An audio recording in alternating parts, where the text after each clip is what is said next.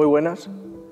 Mi nombre es Rafael Sabio González, soy conservador del Museo Nacional de Arte Romano y vengo a hablar de una placa de mármol que se encuentra aquí, junto a mí, en la cual contamos con la expresión de una de las primeras constataciones, una de las primeras referencias a la mártir Eulalia en un texto epigráfico. Para hablar de esta pieza, me voy a apoyar en un artículo publicado en la revista Anas, en el volumen 17, en el cual se nos ofrecen varias de las traducciones que se realizaron de esta pieza en el pasado, pero muy concretamente quiero referirme a la que realiza el propio autor, Walter Trilmich. Eliminando algunas interpolaciones al texto que tratan de completar su contenido,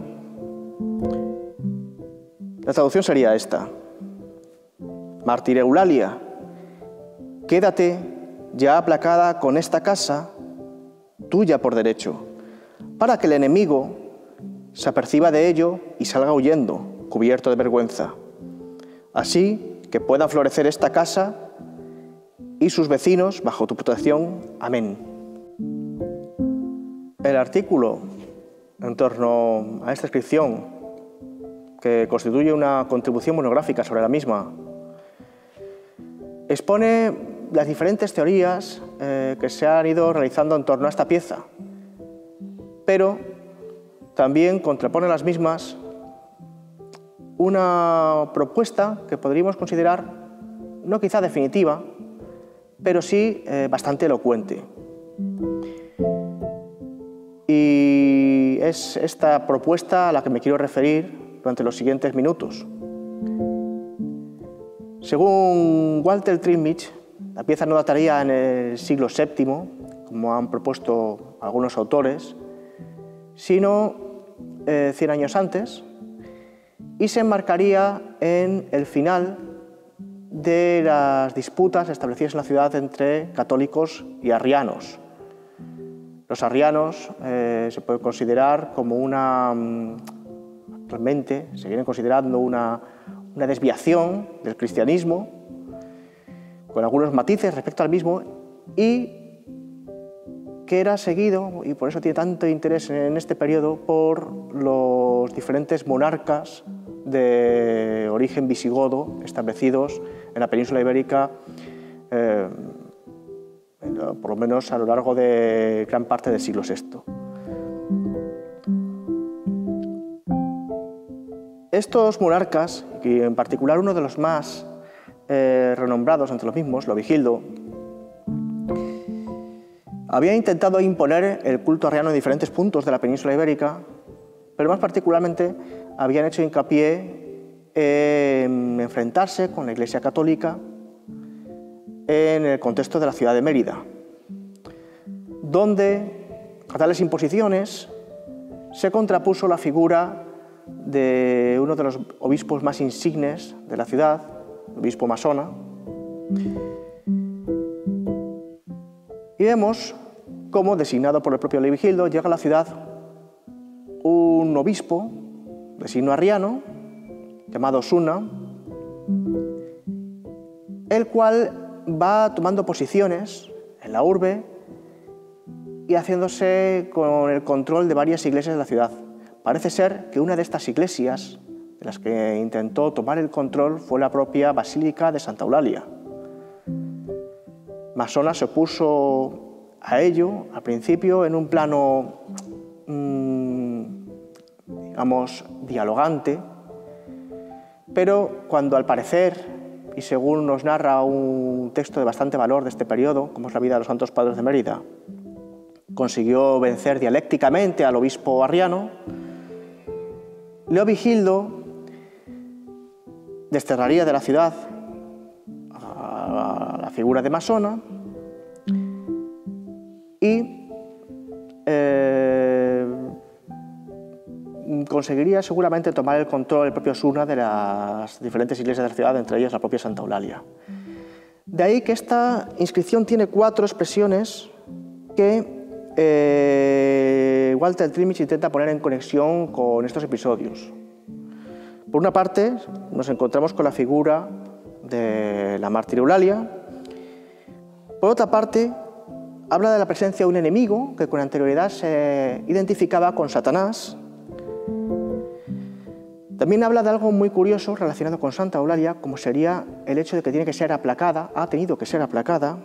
Y en última instancia, también ha de destacarse la expresión con la que se abre la propia inscripción, que habla de una domus. Esto es una vivienda. Pero todo esto, según expresa el autor, no ha sido entendido con la suficiente profundidad. Me explico. Seguramente el enemigo no es Satanás. El enemigo es posible que esté haciendo alusión a la figura del obispo arriano Osuna y en general de todo el colectivo arriano. Es interesante que nos habla de cómo la mártir tiene que ser aplacada. Este es un rasgo que vemos también en la vida de los santos padres de Mérida. Hay un episodio que podríamos considerar entre enérgico y leído desde la actualidad, también con un plano un poco cómico, como la propia mártir azota en un sueño al monarca Leovigildo por haber desterrado a su querido Masona. Y dentro de este carácter enérgico es interesante realizar una interpolación sobre la que se ha trabajado en el pasado, en torno a la cual se ha propuesto, no Walter Trilmich sino otros autores, que la propia mártir Eulalia vendría a perpetuar un culto mucho más ancestral dedicado a una divinidad de origen prerromano llamada Atecina, y que también entre sus atributos se encontraba este carácter enérgico. En fin, la cuestión de la domus en alguna ocasión se ha planteado que se trata de una vivienda particular, pero ni la magnitud de esta pieza, ni tampoco el contexto general en el que se puede marcar parecen indicar esto.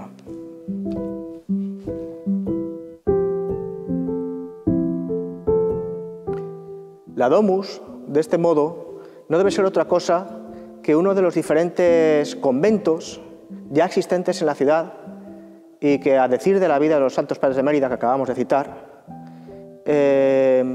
tenían una serie de congregaciones, algunas de ellas adscritas a la basílica de la propia mártir Eulalia. Resulta interesante despedirnos haciendo una breve reflexión en relación a este sincretismo entre Atecina y Eulalia, puesto que, como venimos a proponer en un artículo que saldrá este mismo año, en el momento en el que los musulmanes toman la ciudad de Mérida, siguen permitiendo, como en otros sitios, el culto a los mártires. Lo que no permiten es reedificar los antiguos edificios, y sobre todo aquellos de carácter conventual, los monasterios, establecidos en sus inmediaciones. Es por ello que en este periodo la propia congregación religiosa, una vez vencida la ciudad, es posible que se trasladara a otro solar muy afecto a la antigua divinidad de Eulalia, y que es posible que también el mismo fuera reemplazado mediante esta figura de Eulalia. Nos referimos a la iglesia, la Basílica de Santa Lucía del Trampal, en la localidad cacereña de Alcuéscar, la cual se viene proponiendo que fue levantada en el siglo VIII y quizá no fuera otra cosa que una pequeña réplica de la antigua Basílica de Santa Eulalia, creada en el contexto de un monasterio al que se trasladaron, dentro de un ambiente más discreto y quizá con mayor permisividad por parte de las autoridades islámicas, la antigua congregación religiosa que atendía a nuestra mártir.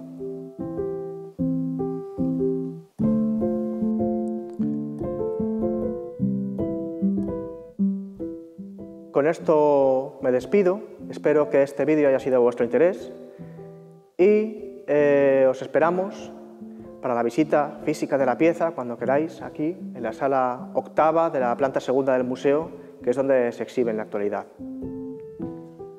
Un saludo.